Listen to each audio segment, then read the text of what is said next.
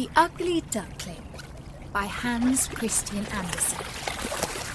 Hello, this is Natasha, and this is a particular favourite with all the creatures who live on the palace pond with Prince Bertie.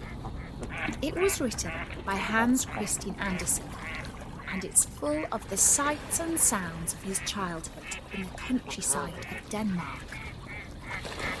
Some people say that he was a tall, gangly boy with a big nose and big feet. But when he grew up, he had a beautiful singing voice and wrote wonderful tales. The hero of this story has a life a little bit like that. He was known as the Ugly Duckling. It was summer in the land of Denmark, and though for most of the year the country looks flat and ugly, it was beautiful now.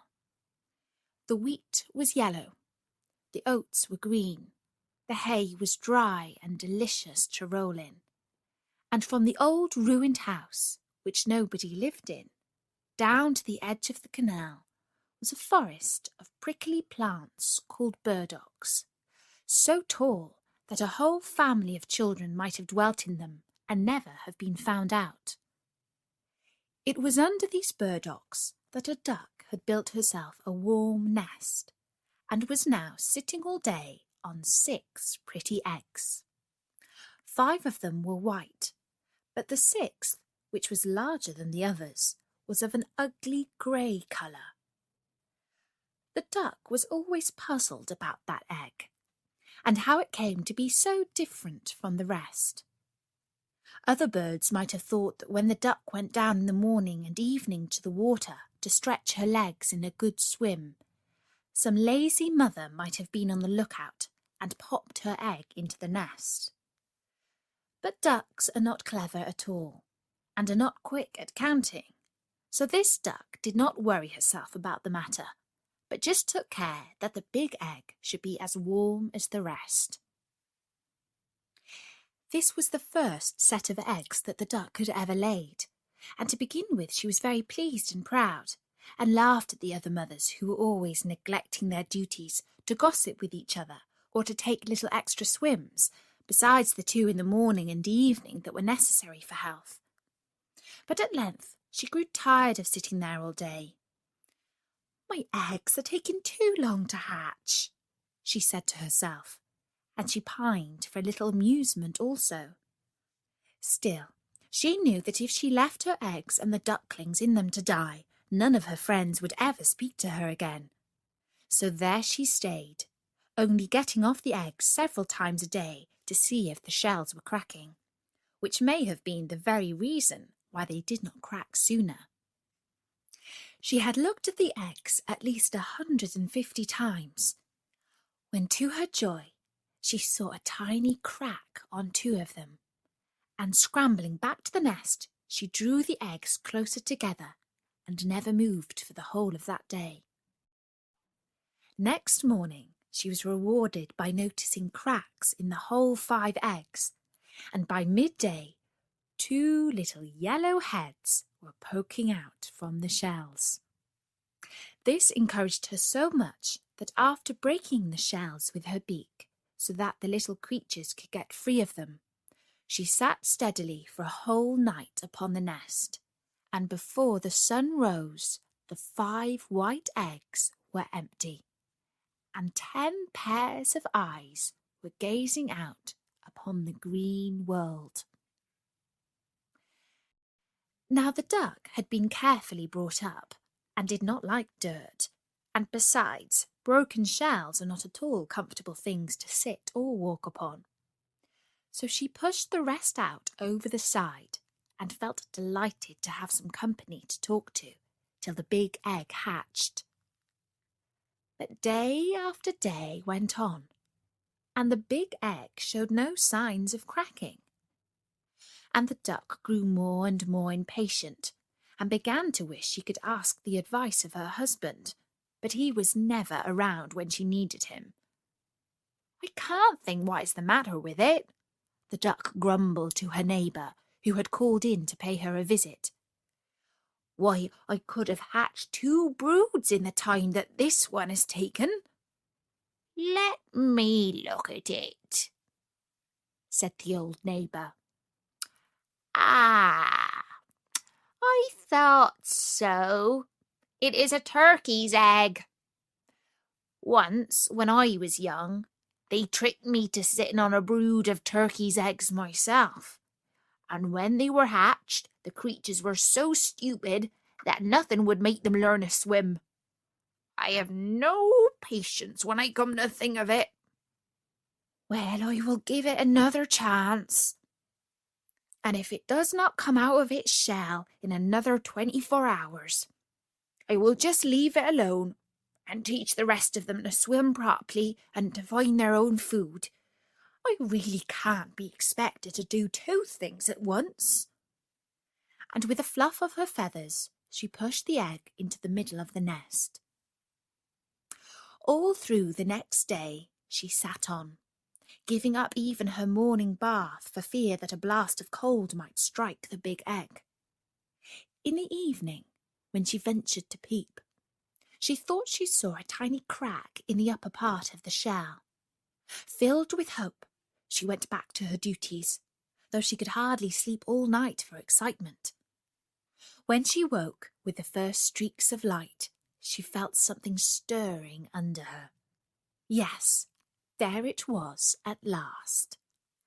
And as she moved, a big awkward bird tumbled head foremost onto the ground. There was no denying it was ugly. Even the mother was forced to admit that to herself, though she only said it was large and strong. "You won't need any teaching when you are once in the water," she told him, with a glance of surprise at the dull brown which covered his back and at his long naked neck. And indeed he did not, though he was not half so pretty to look at as the other little yellow balls that followed her. When they returned, they found the old neighbour on the bank, waiting for them to take them into the duck yard.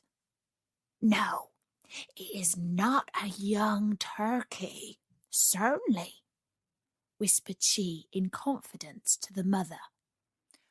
"For though it is lean and skinny, and has no colour to speak of, yet there is something rather distinguished about it, and it holds its head up well."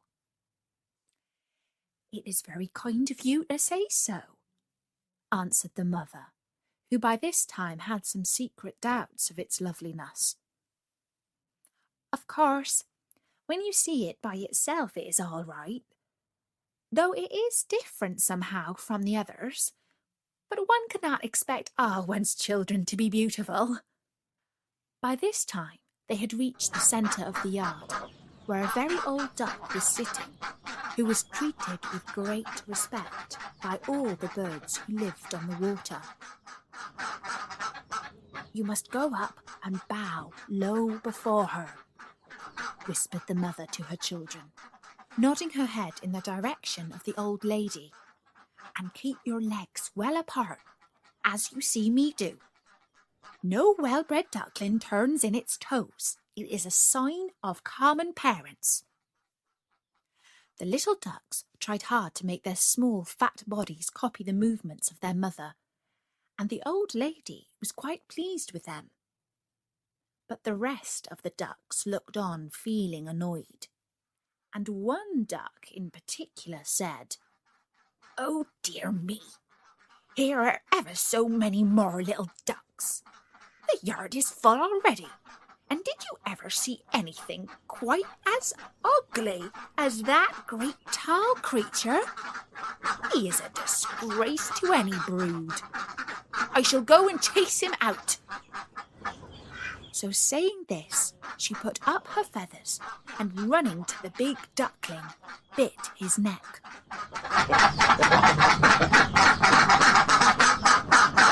The duckling gave a loud quack.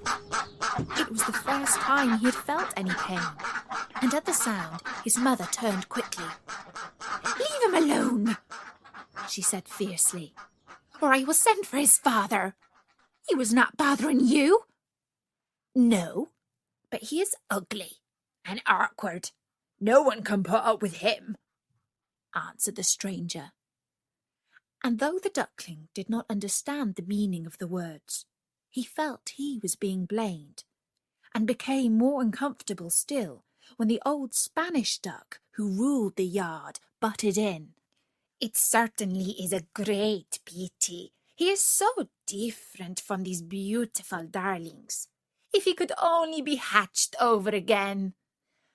The poor little fellow drooped his head and did not know where to look, but was comforted when his mother answered, "He may not be quite as handsome as the others, but he swims better and is very strong. I am sure he will make his way in the world as well as anybody." "Well, you must feel quite at home here," said the old duck, waddling off. And so they did, all except the duckling, who was snapped at by everyone when they thought his mother was not looking. Even the turkey cockerel, who was so big, never passed him without mocking words.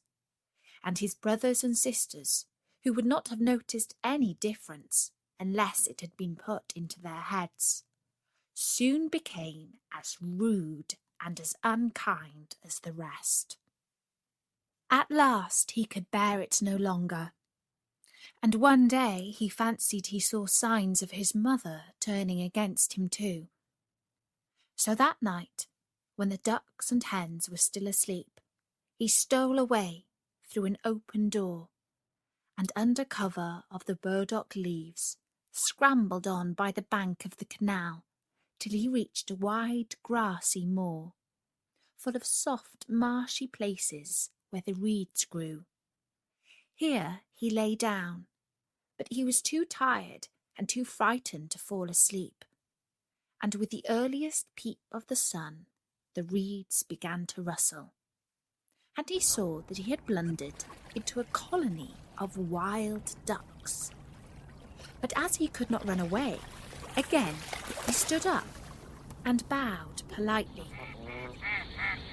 "You are ugly," said the wild ducks, when they had looked him well over. "But, however, it is no business of ours, unless you wish to marry one of our daughters, and that we should not allow." And the duckling answered that he had no idea of marrying anybody, and wanted nothing but to be left alone after his long journey.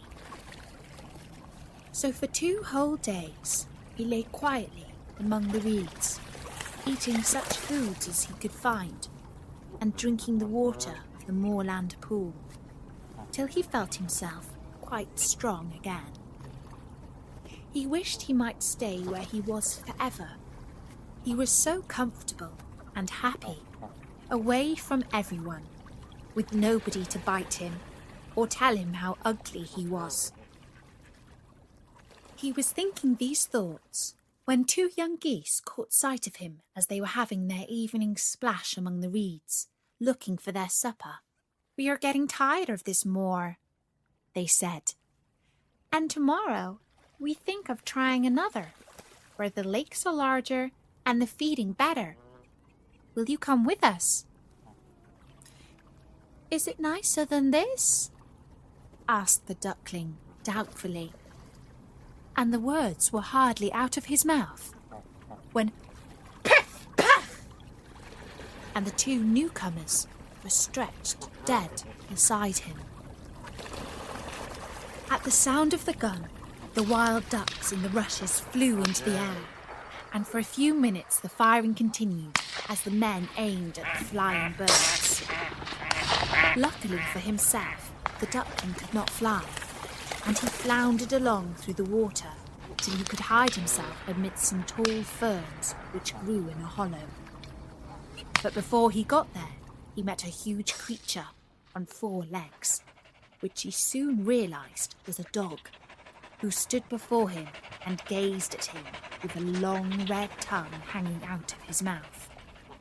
The duckling grew cold with terror and tried to hide his head beneath his little wings. But the dog snuffed at him and passed on, and he was able to reach into his hiding place. "I am too ugly even for a dog to eat," said he to himself. "Well, that is a great mercy." And he curled himself up in the soft grass till the shots died away in the distance. When all had been quiet for a long time, and there were only the stars to see him, he crept out and looked about him. He would never go near a pool again, never, thought he. And seeing that the moor stretched far away in the opposite direction from which he had come, he marched bravely on till he got to a small cottage, which seemed too tumble down for the stones to hold together many hours longer. Even the door only hung upon one hinge, and as the only light in the room sprang from a tiny fire, the duckling edged himself cautiously in, and lay down under a chair close to the broken door, from which he could get out if necessary. But no one seemed to see him or smell him, so he spent the rest of the night in peace. Now in the cottage there lived an old woman, her cat, and her hen, and it was really they, and not she, who were masters of the house. The old woman, who passed all her days in spinning yarn, which she sold at the nearest town, loved both the cat and the hen as her own children, and never did anything they didn't want in any way. So it was them, and not her, that the duckling had to ask for a favour. It was only the next morning, when it grew light, that they noticed their visitor, who stood trembling before them, with his eye on the door ready to escape at any moment. They did not, however, appear very fierce, and the duckling became less afraid as they approached him. "Can you lay eggs?" asked the hen, and the duckling answered meekly, "No, I don't know how." Upon which the hen turned her back, and the cat came forward. "Can you ruffle your fur when you are angry, or purr when you are pleased?" said she. And again the duckling had to admit that he could do nothing but swim, which did not seem of much use to anybody. So the cat and the hen went straight off to the old woman, who was still in bed. "Such a useless creature has taken refuge here," the cat said. "It calls itself a duckling, but it can neither lay eggs nor purr. What had we better to do with it?" said the hen. "Keep it, to be sure," replied the old woman briskly. "It's all nonsense about it not laying eggs. Anyway, we will let it stay here for a bit and see what happens." So the duckling remained for 3 weeks and shared the food of the cat and the hen, but nothing in the way of eggs happened at all.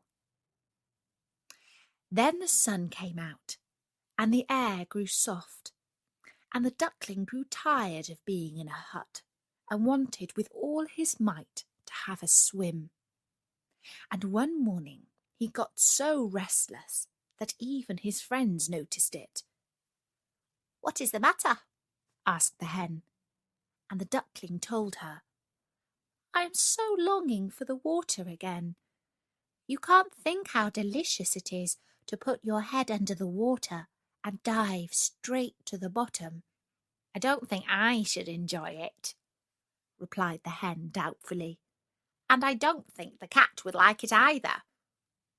And the cat, when asked, agreed that there was nothing she would hate so much. "I can't stay here any longer. I must get to the water," repeated the duck. And the cat and the hen, who felt hurt and offended, answered shortly, "Very well, then go." The duckling would have liked to say goodbye and thank them for their kindness, as he was polite by nature, but they had both turned their backs on him. So he went out of the rickety door, feeling rather sad.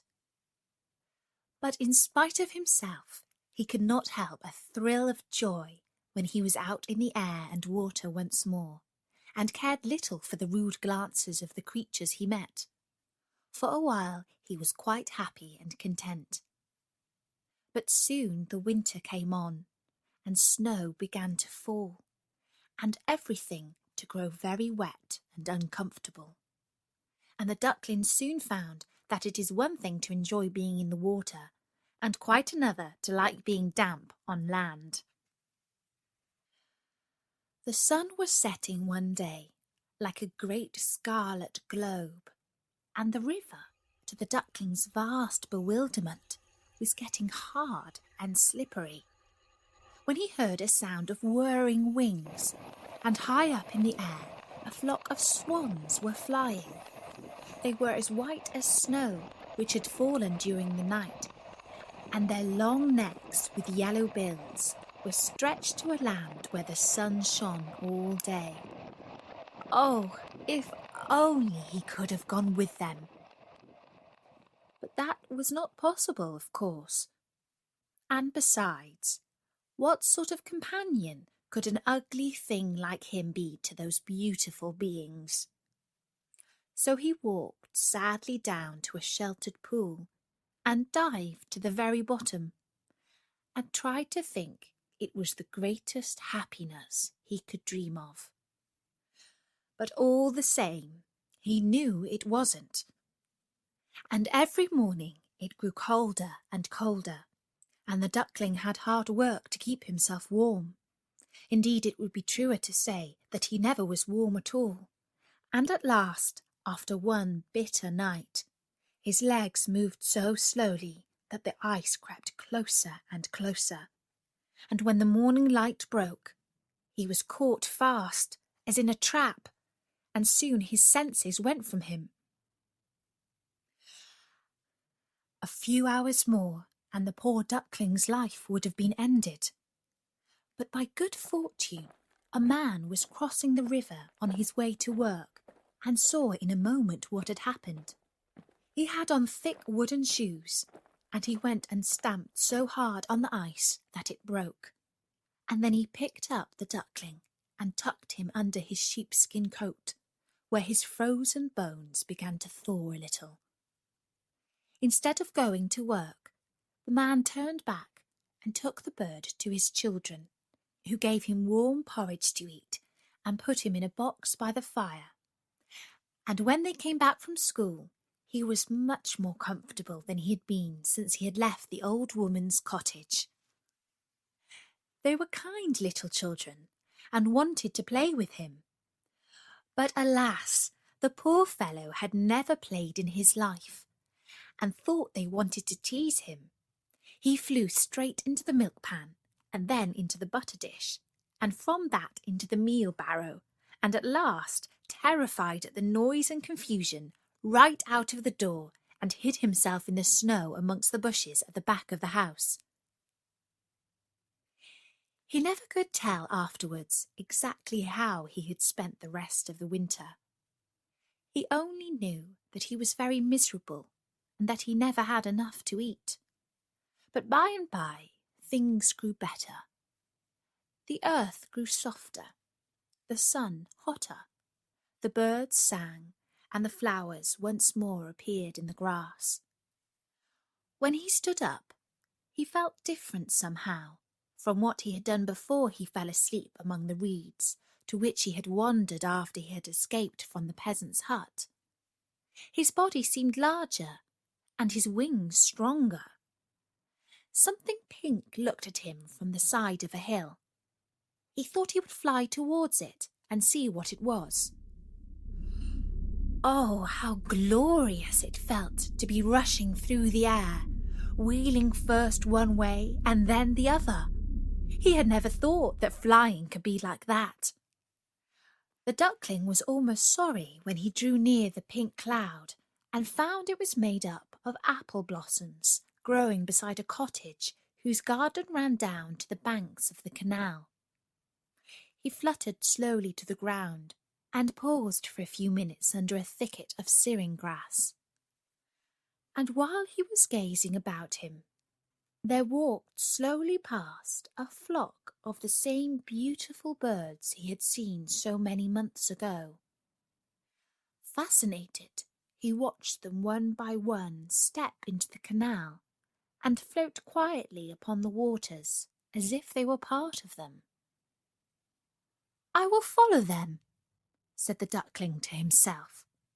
"Ugly though I am, I would rather be killed by them than suffer all I have suffered from cold and hunger, and from the ducks and fowls who should have treated me with kindness." And flying quickly down to the water, he swam after them as fast as he could. It did not take him long to reach them, for they had stopped to rest in a green pool, shaded by a tree whose branches swept the water. And directly they saw him coming, some of the younger ones swam out to meet him with cries of welcome, which again the duckling hardly understood. He approached them glad, yet trembling, and turning to one of the older birds, who by this time had left the shade of the tree, said, "If I am to die, I would rather you should kill me. I don't know why I was ever hatched, for I am too ugly to live." And as he spoke, he bowed his head and looked down into the water. Reflected in the still pool, he saw many white shapes with long necks and golden bills. And without thinking, he looked for the dull grey body and the awkward skinny neck. But no such thing was there. Instead, he beheld beneath him a beautiful white swan. "The new one is the best of all," said the children when they came down to feed the swans with biscuit and cake before going to bed. "His feathers are whiter and his beak more golden than the rest." And when he heard that, the duckling thought that it was worth while having undergone all the persecution and loneliness that he had passed through, as otherwise he would never have known what it was to be really happy. And that was the story of The Ugly Duckling by Hans Christian Andersen. And don't forget, there are loads more stories from all over the world at storynori.com. And you can also find us in the iTunes podcast directory under Kids and Family. Just look out for the icon of Prince Bertie the Frog. And if you are 13 or older, you can also join our group on Facebook. If you aren't quite that old, then you can always ask a grown-up, like Mum or Dad, to join up for you. There's a link straight to the group from Story Nori's sidebar. For now, from me, Natasha, bye-bye!